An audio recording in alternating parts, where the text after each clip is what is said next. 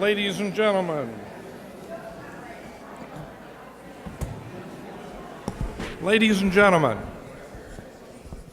welcome. I'm Sandy Quinn. I'm president of the Richard Nixon Foundation. Thank you all for coming. I want to introduce some special guests, starting with our treasurer and member of the board of directors, John Barr. John?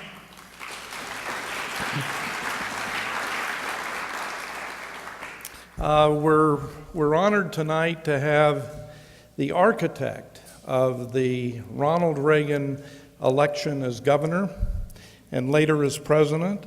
Nobody was closer to Ronald Reagan in his political career than Stu Spencer. Stu, thank you.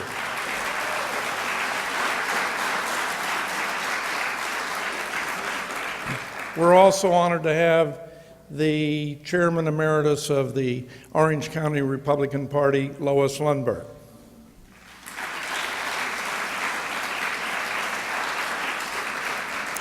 And with all that talk about national politics, I want you to say hello to Gene Hernandez, a police officer here for 35 years. He was part of our grand opening, the 2 memorial services, and he's a candidate for city council, Gene Hernandez.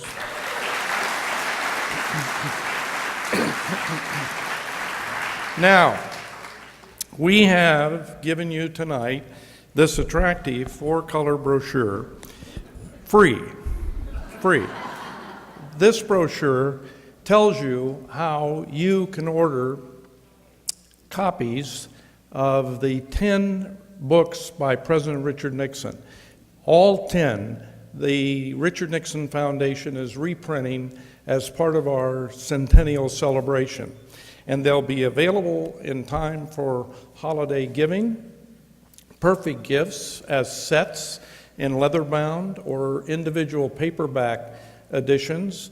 And they're unabridged. They're the full text with commentary by the president written after their original publication. But it's everything from Six Crises, which was his first book, to memoirs and his later books. So take this, and if you'd like to order them and have them as Christmas gifts, we'd be delighted to accommodate you. All reasonably priced. Now, also special for you tonight, another free brochure.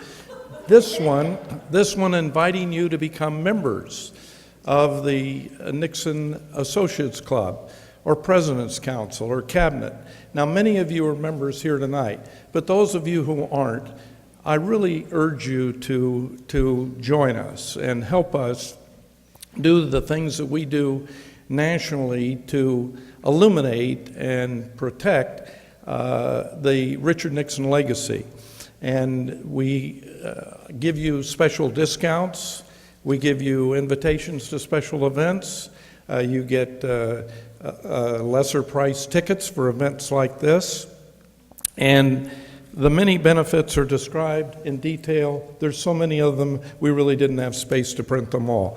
You can imagine them or call me and I'll tell you about them. But the foundation needs your help. Please join. Now, if you do it tonight, after the lecture, I'll tell you what we're going to do.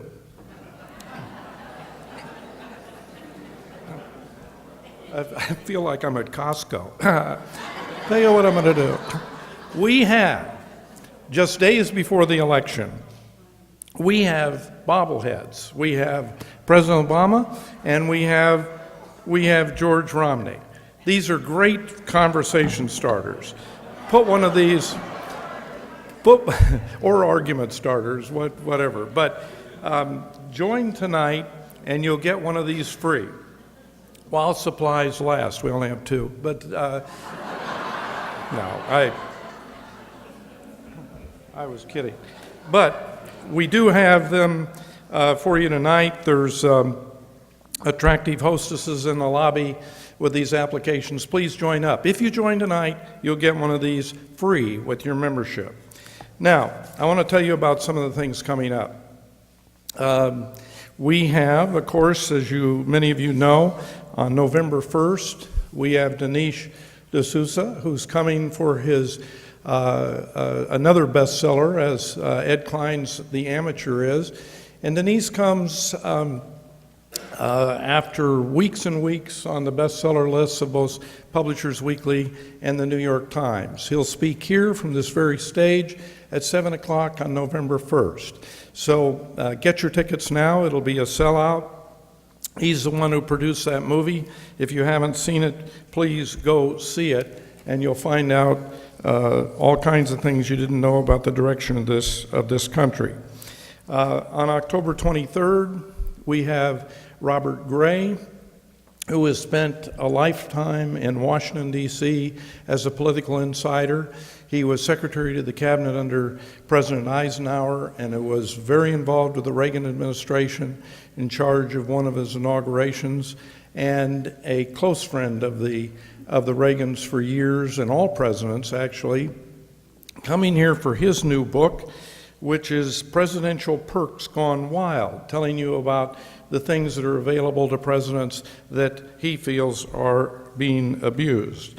We have on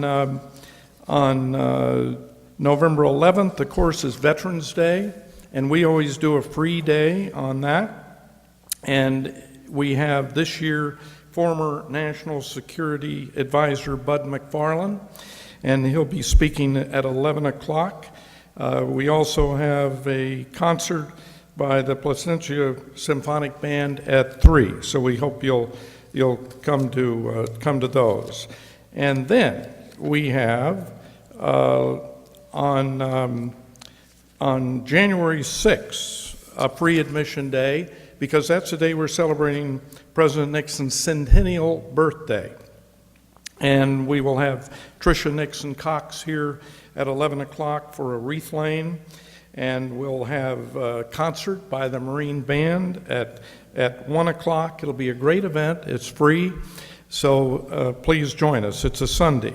On January 9th, if you happen to be in Washington, D.C. on business or pleasure, join us at the Mayflower as we celebrate Richard Nixon's 100th birthday gala in the ballroom where he had his 2 inaugurations.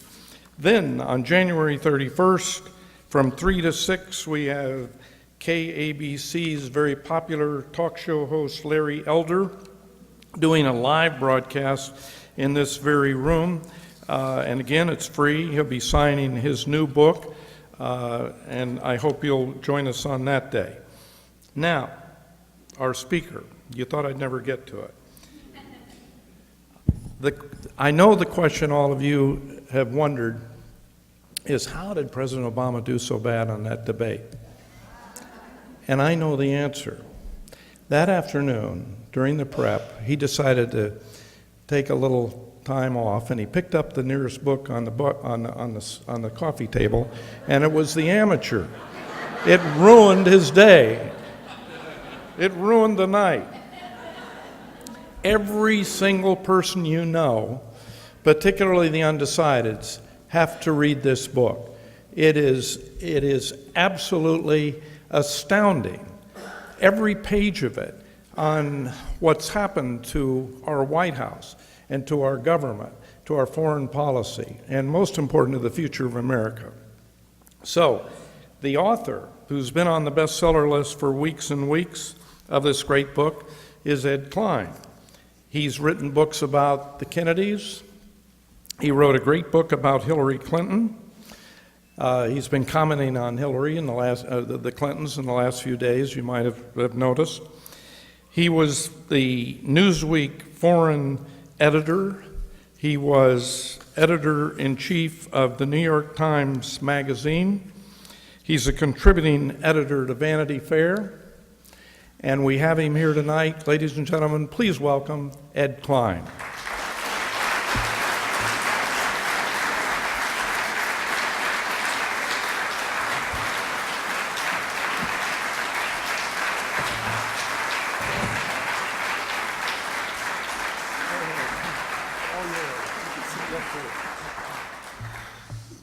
Well, I don't have any bobbleheads for you. I wish I did. Thank you, Sandy. That was a nice warm introduction. I want to thank the trustees and the supporters of this wonderful, wonderful library for inviting me to speak here tonight. How are you all feeling? I hope you're all feeling good.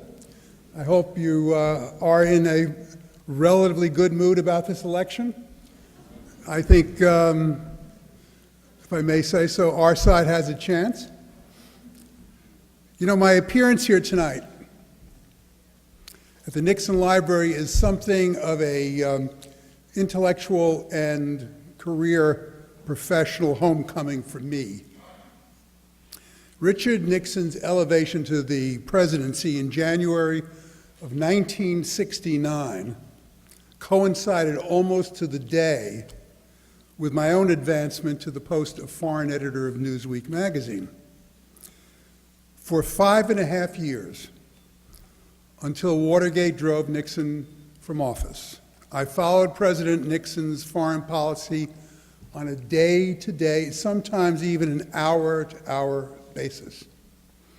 Those were the glory days of Newsweek, when Newsweek was still a straight magazine.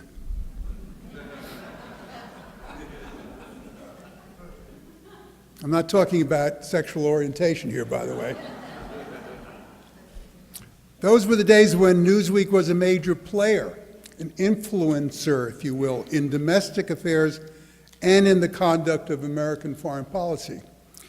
As foreign editor, I had 27 full-time correspondents at my beck and call, about half a dozen of them in Saigon, as you might imagine, plus a large troupe of seasoned reporters in the White House, the Pentagon, the State Department, the CIA, all over Washington.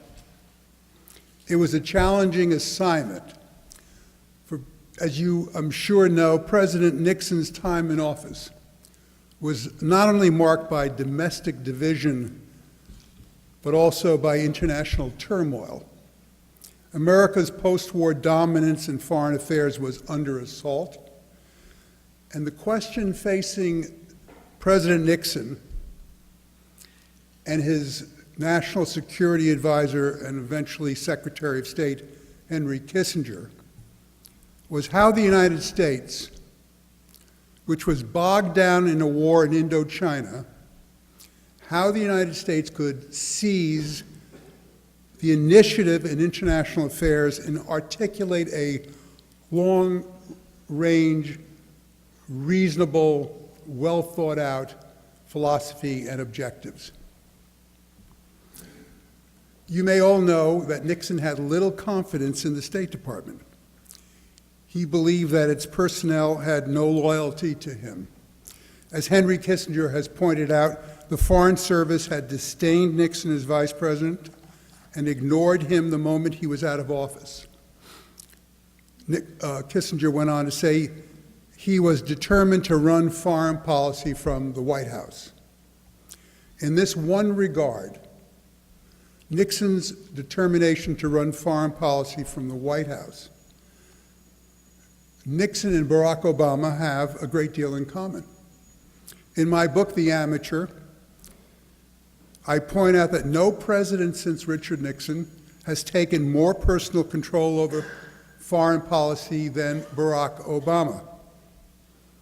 I write, this is an Obama-centric decision-making operation. In other administrations, a lot of decisions were made below the presidential level, but Obama shapes most policies. Those same words could be used to describe the decision-making operation on foreign policy in the Nixon White House. However, there the similarities end. Obama's foreign policy, in my view, has been erratic and inconsistent. On the one hand, he has been timid and passive in the face of challenges from Russia, China, Iran, in Syria. On the other hand, he has aggressively pursued al-Qaeda through the use of unmanned drones and clandestine special op troops. But as I think President Nixon would have been the first to say, a series of ad hoc military operations do not add up to a successful foreign policy. Effective diplomacy requires something that is sorely missing in Barack Obama's foreign policy, and that something was the very core of Richard Nixon's foreign policy, a coherent philosophy and world view. Tonight I want to give you a coherent view of Barack Obama, the man, his political philosophy, and his worldview. I titled my book The Amateur, a reporter's book. In the course of researching the book, I interviewed nearly 200 people, present and former members of the current administration, members of the White House press corps, Democrats and Republicans on Capitol Hill, foreign policy experts, and African American political leaders in Chicago. A number of these African American leaders urged me to interview the Reverend Jeremiah Wright, Barack Obama's minister for more than 20 years. I told them that I wouldn't be comfortable speaking to a man who delivered those hate-filled sermons against America, against white people, against Jews, against Israel. At times it seemed against everybody and everything. But they told me, Mr. Klein, you've got to go see the Reverend Wright, because he has an important story to tell you that no one else has ever heard. And so off I went to meet the notorious Reverend Jeremiah Wright in his office at the Kwame Nkrumah Academy, named after the late Marxist dictator of Ghana. Very appropriate. The Kwame Nkrumah Academy. He was well-dressed, softly spoken, under control, and we sat down. I asked him, I said, Reverend Wright, would you mind if I use a tape recorder? And he said, no, he didn't mind. We had a 3-hour interview, and I've released the entire tape recording of that interview to the press. I don't think any of you in this room will be surprised to learn that except for Sean Hannity on Fox News Channel, the media has completely ignored this interview. Completely ignored it. ABC, CBS, NBC, not a word. CNN, not a word. The New York Times, Washington Post, go on and on and on. And this interview was full of new information and important things that had never been reported before. For instance, the Reverend Wright told me that Barack Obama first came to him in the 1980s, and when he did, he was, quote, quoting the Reverend Wright, steeped in Islam. Those were his exact words. He was steeped in Islam. Obama, he said, knew a lot about Islam from his childhood in Indonesia and his stepfather's Muslim family. But, the Reverend Wright said, again on the record, tape recording, the whole thing, he didn't know much about Christianity. The Reverend Wright told me, quote, I offered to bring him to an understanding of Christ. I asked the Reverend Wright whether he believed that he had actually converted Barack Obama from Islam to Christianity. And these were his exact words. It's hard to say. It's hard to say. He did not deny that he had converted him. He didn't say that he had, but he certainly didn't say that he hadn't. He left me with the impression that he himself wasn't quite clear, that there was a question in the mind of this minister whether he had actually converted him. So he went on. He converted him, he didn't convert him. He then went on to say, but that's not entirely important because Barack and Michelle Obama are not church people. These are quotes, I'm not paraphrasing now. Church is not important to them. They didn't even send their daughters to Sunday school. Now, some of you may know that Trinity United Church of Christ, the Reverend Wright's Black Liberation Theology Church, with its 8,000 affluent and politically connected members, that church was not really a spiritual home for Barack Obama. It was his political base. That's why he joined that church. And when the Reverend Wright became a political embarrassment to Obama in 2008, after those videotapes of him ranting and raving and GDing America and ranting against Jews and Israel and Christians and whites, and after Obama threw the Reverend Wright under the bus, Wright told me that he got an email from Barack Obama's best friend. This man's name is Eric Whitaker. He's the vice president of the University of Chicago Medical Center, and he plays basketball with Barack Obama. He and his wife go on vacations with Barack Obama. He often flies on the campaign plane with Obama.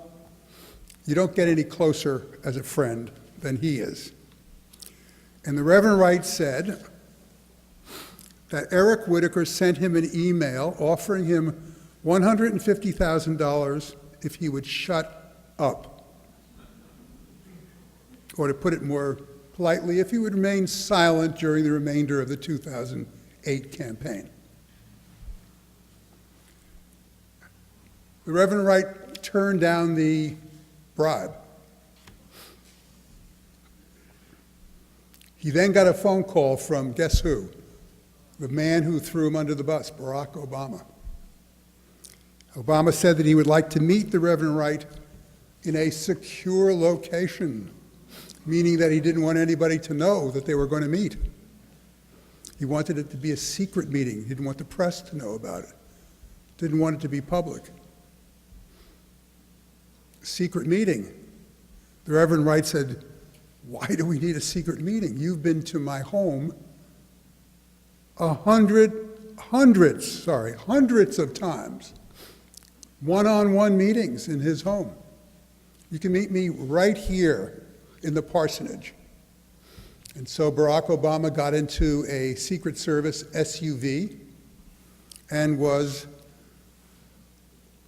taken over to the parsonage of the Trinity United Church of Christ, and for the next hour, he spent begging the Reverend Wright to stop talking in public and embarrassing him. And the Reverend Wright said, according to this tape-recorded interview, I can't do that. I've got to remain true to my principles. And Obama said, you know what the trouble with you is, Rev? He called him Rev. You know what the trouble with you is, Rev? Your trouble is that you've got to tell the truth. And the Reverend Wright said, that's not a bad problem for a minister to have. You should have such a problem yourself.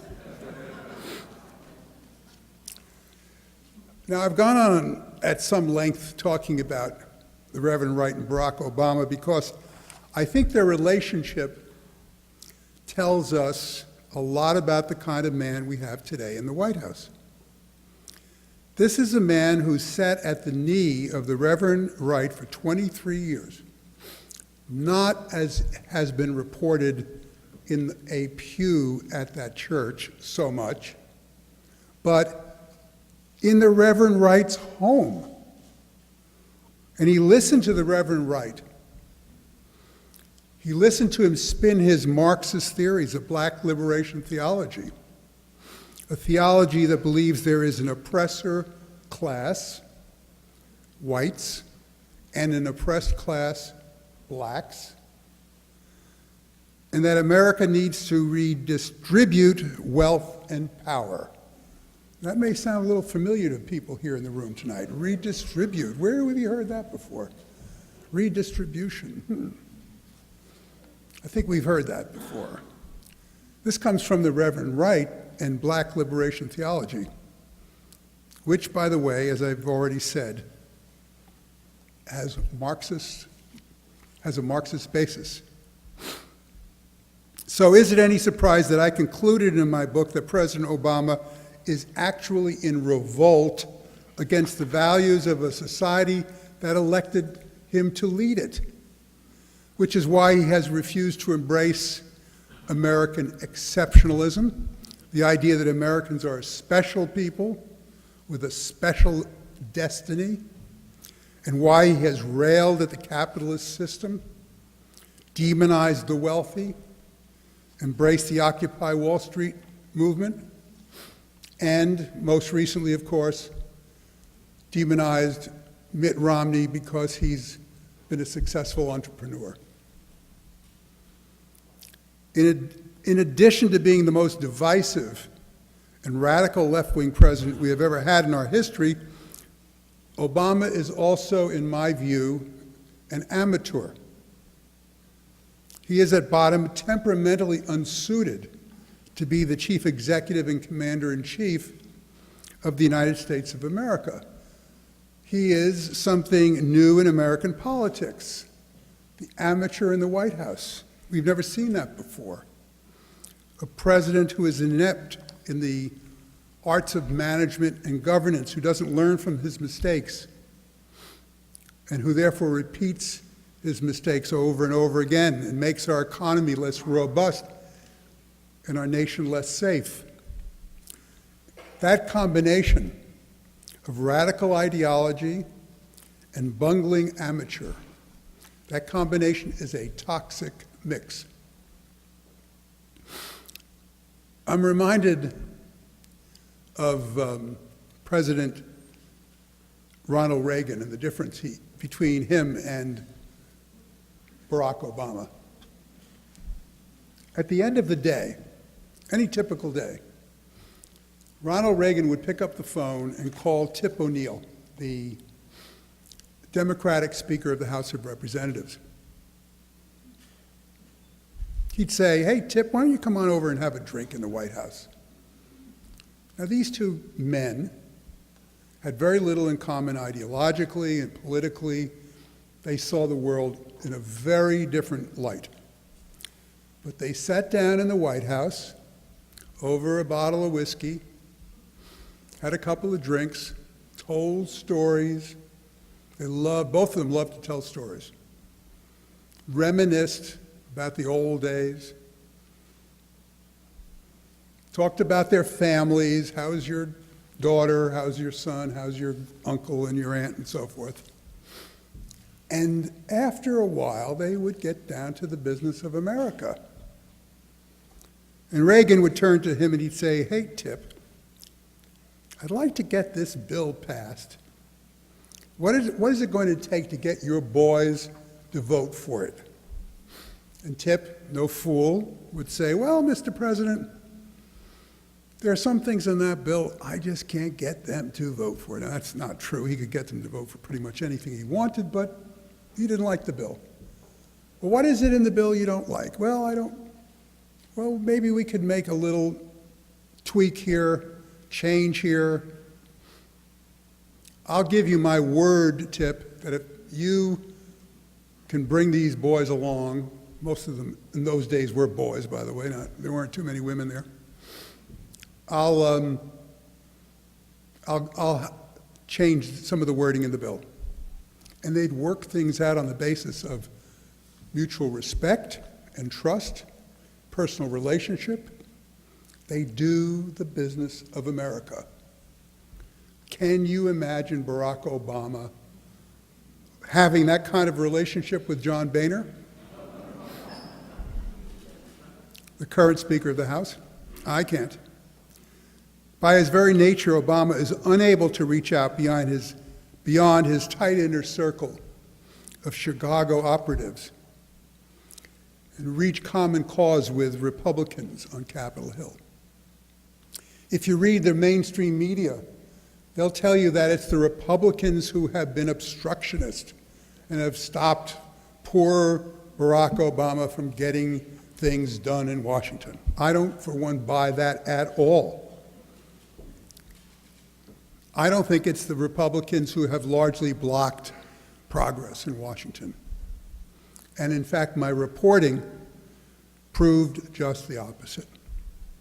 I spoke to a very top aide to the Republican House leadership, and he told me, and I'll quote him, "Every modern president, perhaps with the exception of Gerry Ford, entered the White House with a large quotient of self-assurance and arrogance. It takes a lot of self-assurance and arrogance to even run for president. Gerry Ford didn't run. But what makes this president, Obama, unique is that he is so far beyond self-assurance and arrogance." This insider continued, "Not only is Obama self-assured, the smartest guy in the room, but in his estimation, all he has to do is state something and the scales will fall from your eyes. Despite the storyline people create that he is a thoughtful, non-ideological, middle-of-the-road kind of guy," and you see all this, you hear all this, by the way, in the mainstream media. He's not far left-wing, he's moderate. He's a moderate guy. He just wants to compromise and get things done. Listen, he has a distinct leftist ideology, and he can't make a decision that takes him out of his comfort zone, his ideological comfort zone. He's got so little appreciation. I'm continuing to quote this guy now. This is a member of the leadership, well, he's an aide to the leadership of the Republican leadership. He, meaning Obama, he's got so little appreciation and knowledge of how Congress works that it's an equal branch of government. If you challenge him, he's furious. He gives you what we have come to call the death stare.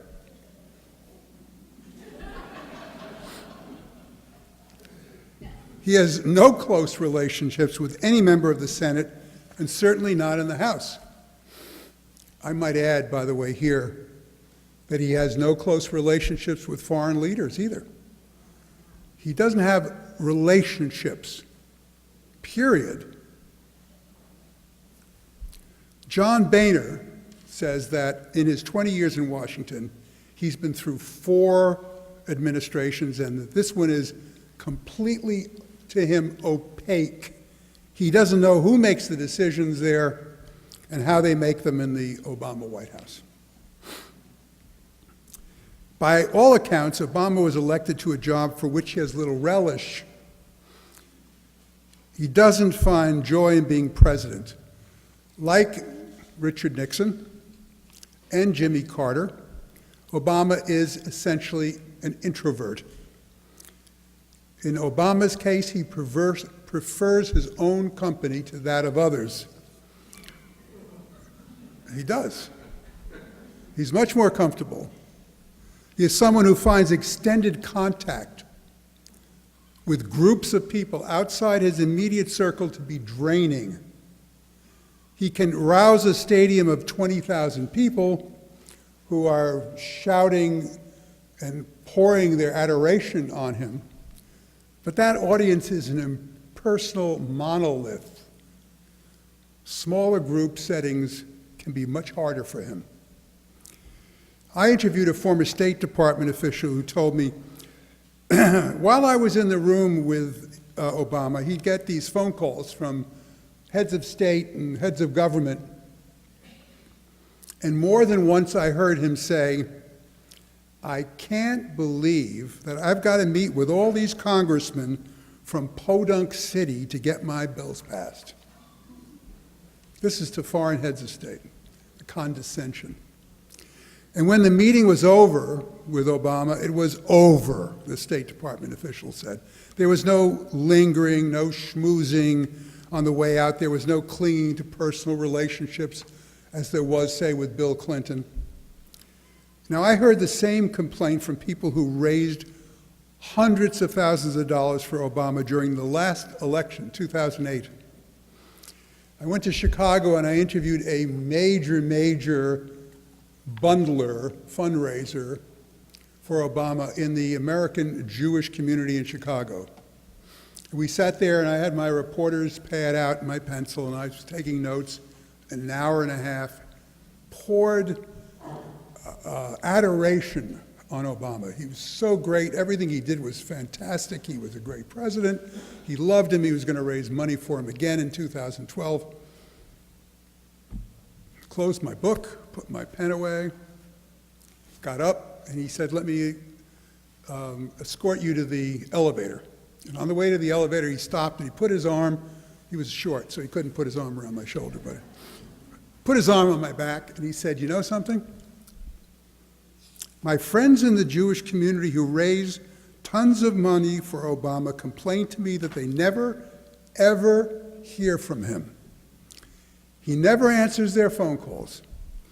He's not like Bill Clinton, who used to call them and ask them about their wives and grandchildren and businesses. I said, what about you? You just spent the last hour and a half telling me how great he was. And you know what he said?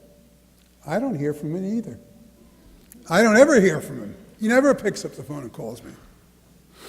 So what does all this say about a president who hates the day-to-day, the give and take of politics, who doesn't have respect for members of Congress, who doesn't show loyalty to those who supported him with their money, time, and organizational skills?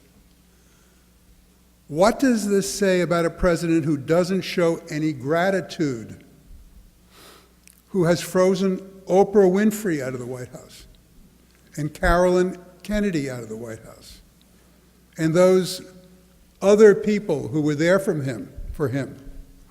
What does it say about a president who has ignored the African-American base, his African-American base, to the point where literally every single African-American businessman and leader I interviewed for my book, not people on the street, but leaders, educated, successful, powerful people. Every single African-American told me they were disappointed and disillusioned with the country's first black president. I think it speaks volumes about his character and about his inflated self-image. This is going to be my final little story, and then I'll sum up. On the evening of Tuesday, June 30th, 2009, Obama invited 9 like-minded liberal historians to have dinner with him in the family quarters of the White House. June 30th, 2009. He was inaugurated in January. As this group dug into their lamb chops, Obama wasn't shy about flaunting his famous self-confidence. He boasted that he intended to bring the Israelis and the Palestinians to the negotiating table and create a permanent peace in the Middle East.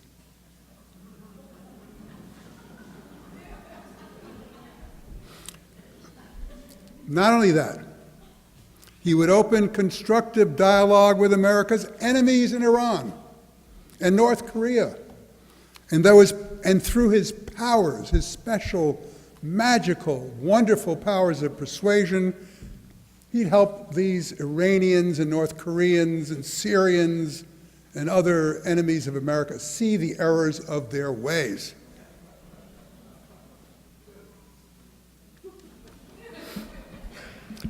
He'd inject the regulatory hand of the federal government into the American economy and make it a more equitable society. Now, when several of the historians who were there that evening, and these are all liberal historians, mind you, not one conservative historian was invited, they brought up the difficulties, very politely, that Lyndon Johnson had when he was pursuing a war in Indochina and trying to wage an ambitious domestic agenda at home. So how is Barack Obama, with 2 wars, going to pull this off? Obama immediately grew testy. Now, the historians hadn't talked about the death stare, so I can't say they use that phrase, but he grew testy. He knew better. He could prevail by force of his personality. He could solve the worst financial crisis since the Great Depression, put millions of people back to work, redistribute the wealth, withdraw from Iraq, and reconcile the United States to a less dominant role in the world so that we would not be hated all over the place. It was, by any measure, a breathtaking display of narcissistic grandiosity from a man whose entire political career consisted of 7 undistinguished years in the Illinois State Senate, 2 mostly absent years in the United States Senate, and a grand total of 5 months and 10 days in the White House. Unintentionally, Barack Obama revealed the characteristics that made him totally unsuited for the presidency and would doom him to failure. His extreme haughtiness and excessive pride, his ideologically bent as a far left-wing corporatist, and, my friends, his astounding amateurism. Thank you very much.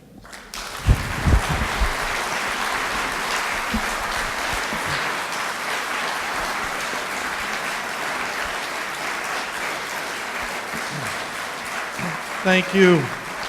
Ladies and gentlemen, Mr. Klein has agreed to answer a few questions, so if you'll raise your hand, I will bring the mic to you, and if you will stand and state your question and not make a speech, he'll be glad to answer it.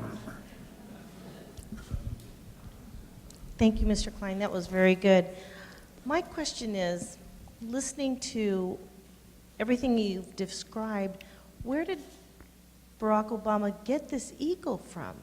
I mean, because he had, and maybe I'm amateur in my thoughts, but somebody or something, he had really no parent influence. So where do you think he got this from? Well, you'd have to be, I think, a psychoanalyst to answer that question, which I'm not. There have been books written about this. He came from a very, very dysfunctional family. I don't want to go through the whole thing. You all know the father left. The mother was basically abandoned him to the grandparents. The grandparents, this is not so well known, were alcoholics, both of them. The grandfather was best friends with a African-American communist poet who he introduced to Barack Obama. Barack Obama had a lot of trouble, I think, figuring out who he was, what his place in the world was. I mean, he's written about this, or he had somebody else write about it, depending on your point of view. I think he's a very complicated guy. He's not the guy you see in public. That much I can tell you without being a psychoanalyst. As I've said, in public, he turns on the charm. Give him an audience like this, or a little he prefers them a little larger than this, who are cheering and waving and giving him love, and he comes out.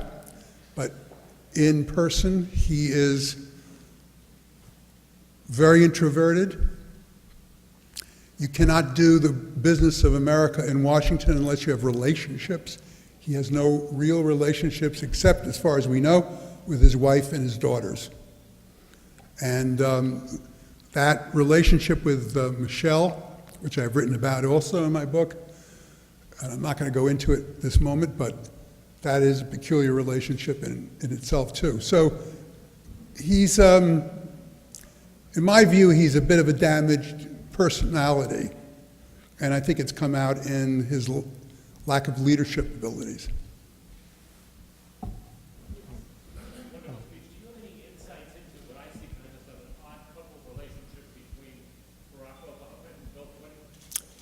Is there an odd couple relationship between Barack Obama and Bill Clinton? Yes.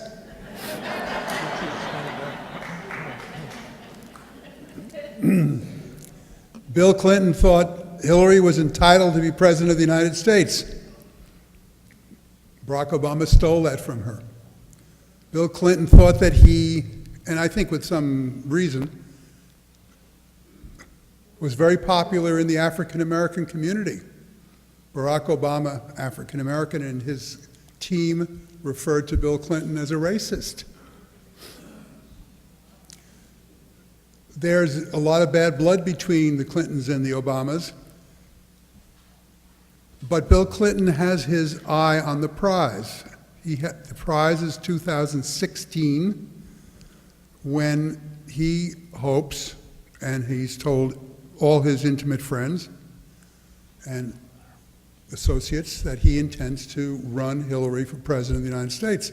And if Hillary can recover her, she's exhausted and she's overweight and she needs to, recuperate, which I think she's capable of doing, she probably will run in 2016. He needed the Democratic Party apparatus behind him. He went out, decided to campaign for Barack Obama despite his feelings about him. My book is named The Amateur, which was Bill Clinton, who called him that in the first place. So he doesn't like his policies. He doesn't think he knows what he's doing, but he needs the party has shifted since Clinton was president from some centrists to almost all left-wingers. There's very few Democratic centrists left. So Bill has to follow the army over to the left and be a good soldier. So they have a very peculiar relationship, but politics makes strange bedfellows. Mr. Klein, a questioner in the center. Sir. Yes, I'm wondering if you could just give us your assessment of the debate. There are, two sides to the debate, the liberal and the conservative side, but what did you see in the debate, given your assessment of Obama, and what do you think is going to happen in the next two debates? Bill Clinton called the White House before the first debate because he heard that Barack Obama was not taking his debate prep seriously enough, offered to help out, never heard back from the White House. Never heard back. I think Barack Obama will come more prepared for the second debate, but he has a lot of problems. He can prepare and prepare and prepare, but he still has to defend his domestic policies and his foreign policies. I think we will see an energized Mitt Romney go after him on both those policies. I think Obama will do a bit better. I think at best he can get a draw. I don't think he can possibly win. He does not like a debate situations where people tell him he's not the greatest. So I think it's going to be lively, but I doubt that we're going to see a new Obama. Mr. Klein, over to your right. Mr. Klein, perhaps you can help me with this. I've read your book. I've read another 6 or 7 conservative books. I preach to the choir sometimes. I talk to my conservative friends. They understand completely. I speak to some of my liberal friends, and they have a closed mind. No matter what I tell them, they go, no, no, no, you're watching too much Fox, or you're spending too much time talking to your conservative friends. You don't see the true picture. I'm confused. I don't know what I tell these people anymore. We've had all the problems with Fast and Furious. We've had the problems with Libya. My question is, what do I say to these people to open their minds? I'm frustrated. I would urge you to save your breath.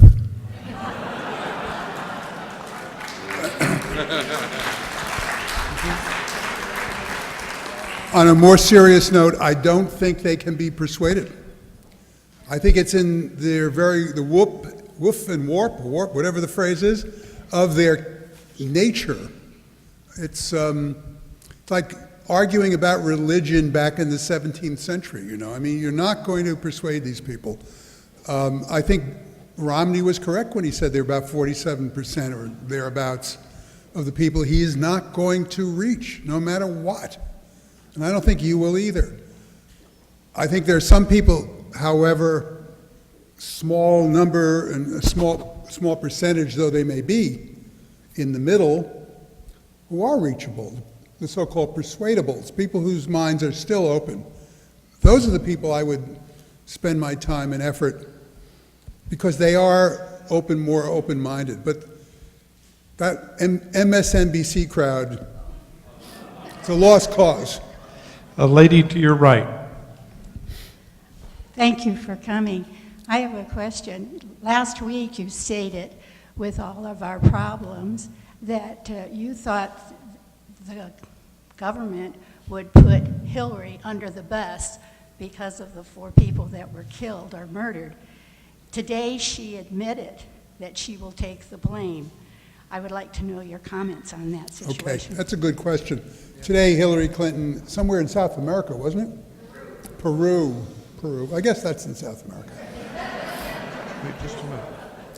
Said, I am ultimately responsible for this and I take full responsibility. Folks, this is the Clintons speaking. You have to remember, this is the same family that gave us, depends on what the definition of is. I don't believe for 2 seconds that Hillary Clinton is going to leave it at that. I don't believe it. I can't believe it. This is not in their character. For them, what does that mean? I'm responsible. I take all blame. I'm giving up. I'm not going to run for president. Bill and I are going to go to Chappaqua, and we're going to urge Chelsea to have a child so we can play with our grandchild. No. Not going to happen. There is, I don't know what it is. I wish I could tell you. But I'm sure there is a plan.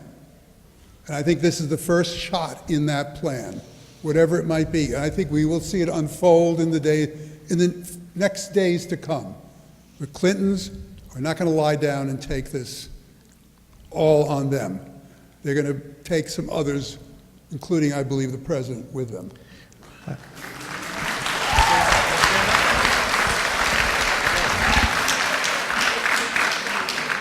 Mr. Klein, could you comment basically on the day-to-day relationship with Hillary Clinton and Barack Obama while she is serving as his Secretary of State? And secondly, my follow-up question is, how does this revelation with Hillary taking the blame change what may happen here in the 2012 election, if anything? On the surface, the relationship between Obama and Hillary has been very courteous. They've both gone out of the ways not to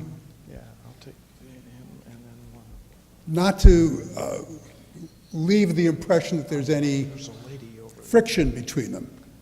She was chosen in part to keep Bill quiet, and that has worked until recently, bringing them both under the tent so that Bill would not be outside the tent criticizing Obama. Let me just finish this, if I may. I'll try not to be long-winded about it. But behind the scenes, according to my sources, there has been a lot of disagreement between them as far as foreign policy is concerned. Foreign policy is, as I said in my speech, being engineered from the White House. The State Department has been forced to follow that foreign policy. But Hillary is much more active, aggressive, engaged in the use of projection of American strength than Obama. And I think that's been the cause of a lot of friction behind the scenes. To get you to your second point, I think if Hillary and Obama, I don't know this to be the case, but if Hillary and Obama have talked about who's going to take blame for this, and she said what she said in Peru, tomorrow night we may see, I'm not saying we will, Obama saying, well, as my Secretary of State said, she takes, so do I. I'm the president, and the buck stops here. I think he's going to try, in other words, to defang Romney's attack on Benghazi Gate. We'll see if it works or not. I don't think it's that simple because the administration lied for a couple of weeks about whether they knew whether there was a security problem there and whether it was caused by this 15-minute video, which is absurd, or whether it was an al-Qaeda affiliated attack, which they knew in the first 24 hours it was. We'll see how he handles that. I don't think Romney's going to let him off the hook that easily. Gentleman in the center. Thank you, sir. I enjoyed your presentation. I just, in light of all the research you've done, I'm just wondering if you could comment on the incredible ability of this president to have kept information from the American public to the degree that he has, and you expressed it even about your own information. It just amazes me, and I'm wondering if there's something more than just the left media that has resulted in this. Well, he's had the media on his side, to put it mildly. This media is not only rooting for him, but it's complicit in everything he does, the mainstream media. If this administration has been, as John Boehner says, and I quoted him as saying it's opaque, hard to see, it's because the mainstream media hasn't done its job. It hasn't, for instance, until my book, if I may say so, gone into the enormous, extraordinary power wielded by Valerie Jarrett.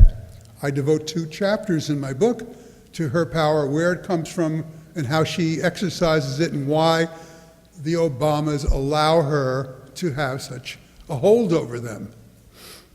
You don't find that in the mainstream media. So the fact that there's always been a gentleman's agreement between the media and the presidency about certain things. In the past, it was about sex. So they didn't cover John Kennedy's strayings, whatever you want to call them. But this media has gone far beyond that.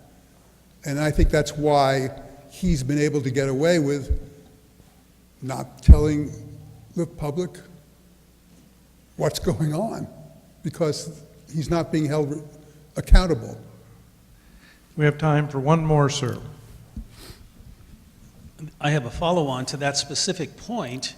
How on earth do you get them back, the media, to telling the complete story?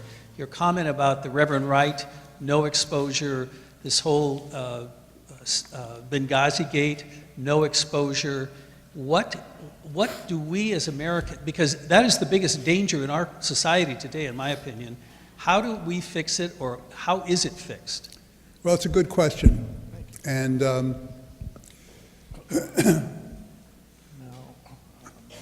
I think that's a lost cause too, to tell you the truth.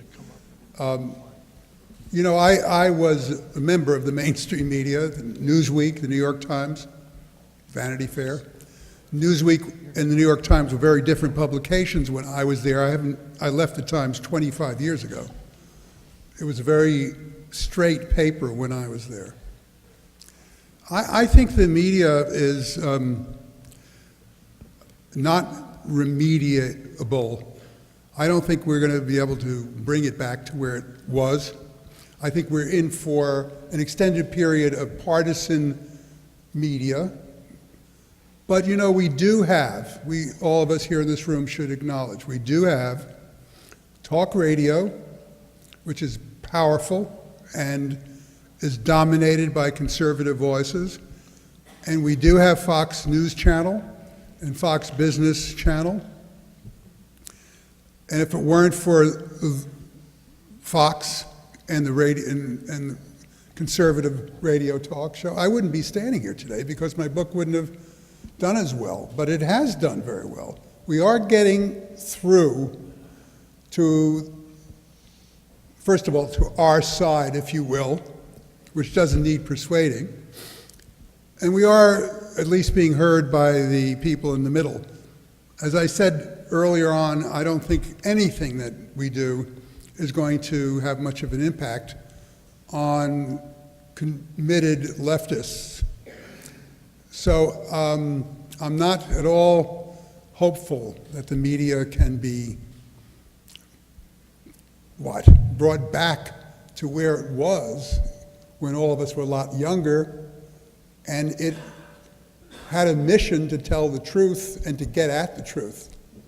Can you imagine if Benghazi had taken place under George W. Bush? Front page headlines everywhere, day after day after day. And as Laura Ingraham said, I think today in the blog, there would be reporters camped outside the homes of Hillary Clinton and Susan Rice, our UN ambassador, just the way they were when Scooter Libby was being strung up by the left-wing media under George Bush.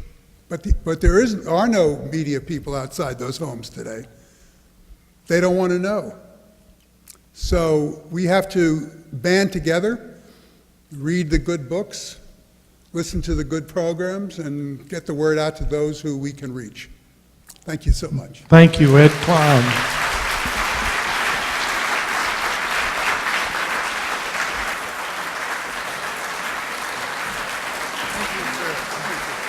You just stand over here, and then in a moment you'll exit around there. Ed Klein, thank you very much. He's welcome back anytime, isn't he? He'll have, I think his next book ought to be I Told You So. Now, he's going to the lobby where he'll be eager to sign your books. Those of you who don't have them, you may purchase them in the museum store. I want to tell you that tonight was the first time we have broadcast our programs worldwide on YouTube. So, to that global audience, join us again on November 1 for Dinesh D'Souza, and please participate in all of our programs in the future. Thank you for coming.